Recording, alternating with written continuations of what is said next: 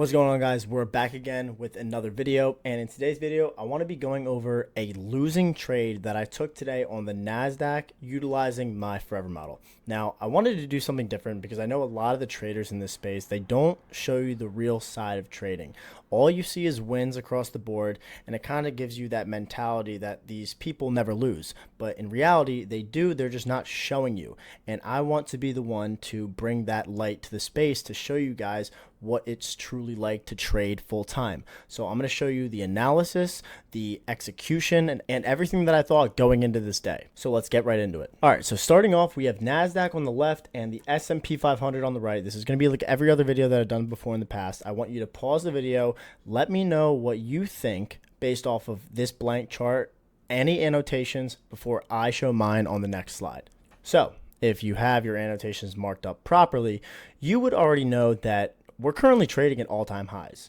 Market is bullish, so I'm just going to be continuing to look for longs, and I'm using SMT divergence to my advantage. As you can see, we have a higher low on the Nasdaq and a lower low represented here on the S&P 500, with that lower low being created from a run of Friday's low and a failure to run Friday's low on the Nasdaq. So Monday's daily close was very explosive and expanded on Nasdaq, same with the S&P 500. So given that idea and how we're looking just for continuations in our bullish trend, since we're at all-time highs, I'm just going to drop to my hourly chart just to see if we can get a retracement to continue to trade price higher.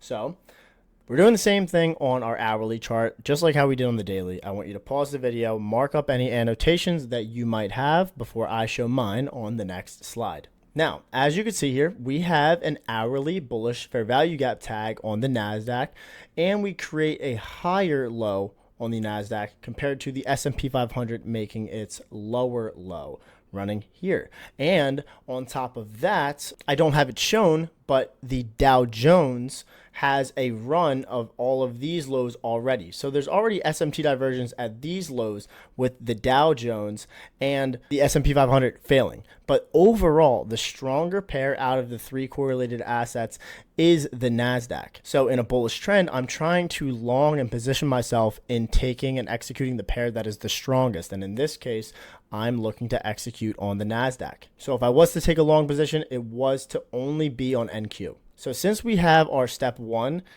hourly internal range liquidity pool tag and step 2 SMT divergence at the internal range liquidity pool at the open of New York session, and this is the 9 a.m. candle, I'm now going to watch the reaction on this hourly gap on the M5 after equities open. And this is what it looks like just from the broader view of the Nasdaq. We have our daily higher lows from a run of Friday's low and a fail to do so on NQ. And then this is the overall SMT that we had, just dropping into an hourly key level with the SMT divergence. And we have relative equal highs above and just our regular buy side liquidity all-time highs objective point that I believed we were going to be reaching. Now, dropping to the M5 chart, I want you to do the same thing.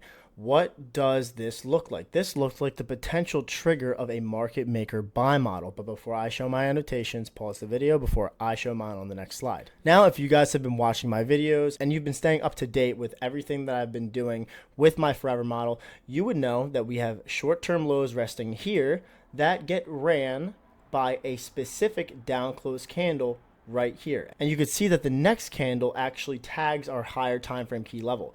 So since we have our step 1 and our step 2, our step 3 is waiting for price to create a change in save delivery and an order block that we could utilize as a long entry. So I'm now on warning mode.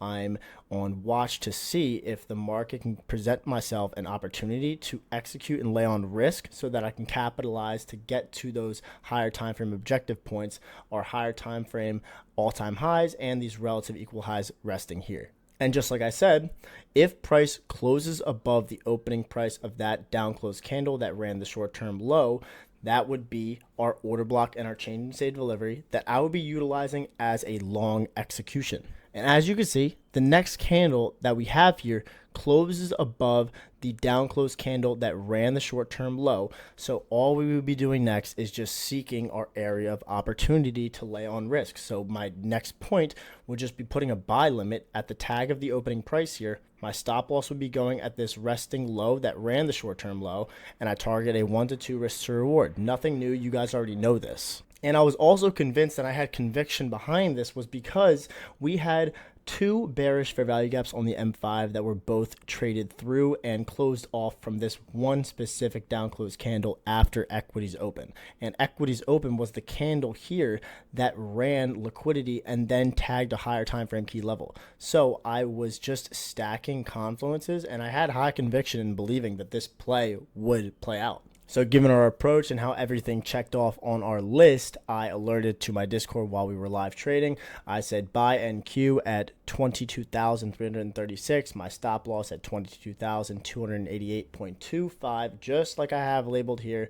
Stop loss goes at the candle low that ran the short-term low, and I'm targeting a 1 to 2 risk to reward, which is slightly above these relative equal highs. And as you can see, the next candle comes up, tags me in, so I'm in the trade right there. But unfortunately, we didn't get the reaction that we wanted, and price came back down and stopped me out. And here is my execution with the entry at that specific candle and me getting stopped out. I wanted to show you guys this because this truly is an A+ trade, and I would take it 10 out of 10 times every single time that this is offered to me.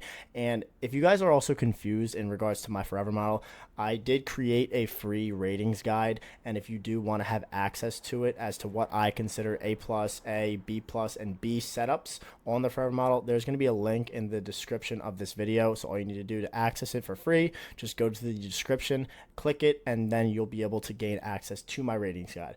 But this is the reality behind trading. I am truly executing this model whenever it presents itself to me. I am doing my higher time frame analysis and my lower time frame execution. I'm always following my step 1, 2, and 3, as you guys can see right here. And I don't want to consistently show you guys winning trades, because that's not the reality as to what we go through as full-time traders. We all take losses, and that's just a part of the game. I'm going to zoom in slightly here, but I got this tattoo on my forearm, and it says, never a failure, always a lesson.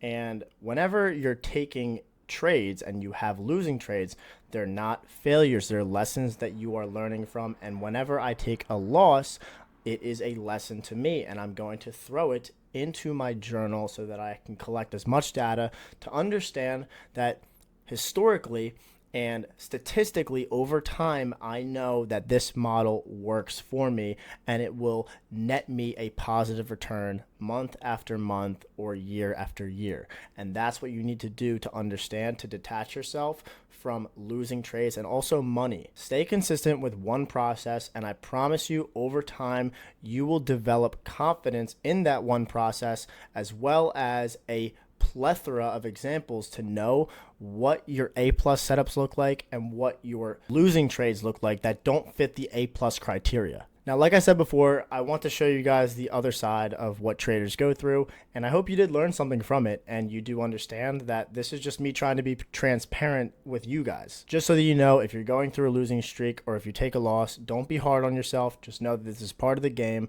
and it is what we all go through. And just because I took this losing trade doesn't mean that I'm going to be changing around my model. I'm going to stay consistent with it because I know that consistency leads to profitability. But I hope you enjoyed the video. Good luck, good trading this week. And like always, I will catch you guys next week for another video.